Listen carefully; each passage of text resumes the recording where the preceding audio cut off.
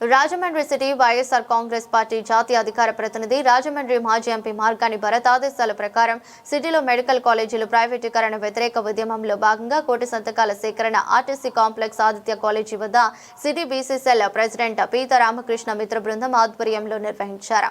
ఈ సందర్భంగా పీత రామకృష్ణ మాట్లాడుతూ ప్రభుత్వ నిరంకుశత్వ తీరు, ప్రభుత్వ మెడికల్ కాలేజీలు ప్రైవేటీకరణ వ్యతిరేక ఉద్యమంలో యువత, వ్యాపారస్తులు, సాధారణ ప్రజానికం అందరూ స్వచ్ఛందంగా వచ్చి కోటి సంతకాల కార్యక్రమం పాల్గొని తమ మద్దతు జగనన్నకు చెప్పడం జరిగింది. మెడికల్ కాలేజీలు ప్రైవేటీకరణ చేసి తమ వాళ్లకు కట్టబెట్టి కోట్ల రూపాయలు ప్రజాధనం, అలాగే ప్రజల ఆరోగ్యం, యువత, విద్య నాశనం చేసే ఉద్దేశంతో కూటమి ప్రభుత్వం ఈ దుశ్చర్యకు పూనుకుందని ప్రజలకు అర్థం కావడం లేదు. ఈ సంతకాలు వెలువకు నిదర్శనమన్నారు. మరి ఈ రోజున మనకి సుమారు కూటమి ప్రభుత్వం ఏదైతే కొత్త ప్రభుత్వం వచ్చిందో సుమారు సంవత్సరాలు దాటి రెండో సంవత్సరానికి రాబోతుంది. కానీ వచ్చిన కాడి నుంచి కూడా ఈ ప్రభుత్వం చేసింది ఏదీ లేదు. ఒక ప్రజల పట్ల కానీ విద్య పట్ల కానీ వైద్య పట్ల కానీ ఎక్కడ కూడా ఏ అందుబాటులో కూడా ఎక్కడ కూడా ఉన్న దాఖలే లేదు.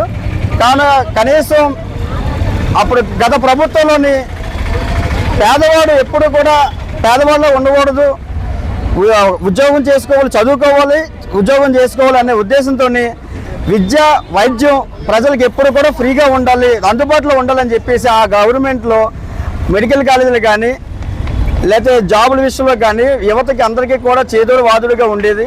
మరి ఈ ప్రభుత్వం వచ్చిన తర్వాత ఏదైతే గవర్నమెంట్ పరంగా ఉన్నాయో కాలేజీలు అవన్నీ కూడా మరి ప్రైవేటీకరణ చేసి మరి ఈరోజు ఒక పేదవాడు చదువుకుందామంటే ఆ మెడికల్ సీట్కి వెళ్ళి డాక్టర్ అవ్వాలంటే ఒక 30 లక్షలు, 50 లక్షలు, కోటి రూపాయలు కూడా ఖర్చు పెట్టుకునే పరిస్థితులు తీసుకుని వచ్చింది ఈ కూటమి ప్రభుత్వం. ఇలాగా ఉంటే ఏ పేదవాడైనా ఒక డాక్టర్ అయ్యే అవకాశాలు ఉన్నాయా? అంటే గొప్పోడు అవ్వాలి తప్ప పేదవాడు ఎప్పుడు కూడా గొప్పోడు అవ్వకూడదు, ఈ గవర్నమెంట్ ఉద్దేశం. కనుక ఈ రోజుని ప్రతి స్టూడెంట్, యువత అందరూ కూడా ఈ గవర్నమెంట్ కాలేజీలే మాకు కావాలి, ప్రైవేటీకరణ వద్దు అని చెప్పేసి ఆ సంతకాల సేకరణలోని మరి ప్రతి విద్యార్థి, స్టూడెంట్స్ అందరూ కూడా వాళ్ళంతా స్వచ్ఛందంగా వాళ్ళంతా వచ్చి మేము సపోర్ట్ చేస్తాము, మాకు గవర్నమెంట్ కాలేజీలే కావాలి, ప్రైవేట్ కాలేజీలు వద్దు అని చెప్పేసి వాళ్ళ మద్దతుగా వచ్చి చాలామంది సంతకాలు కూడా సేకరణ చేయడం జరిగింది. మరి ఇటువంటి ప్రభుత్వం ఎమ్మటనే దిగి వచ్చి ఈ మెడికల్ కాలేజీలు ఏదైతే ఉన్నాయో అవన్నీ కూడా ప్రైవేటీకరణ అనే ఉద్దేశాన్ని మానుకొని ప్రజలకు అందుబాటులో, పేదవాళ్ళకి అందుబాటులో ఉండే విధంగా చేయాలని చెప్పేసి మేము డిమాండ్ చేస్తున్నాము.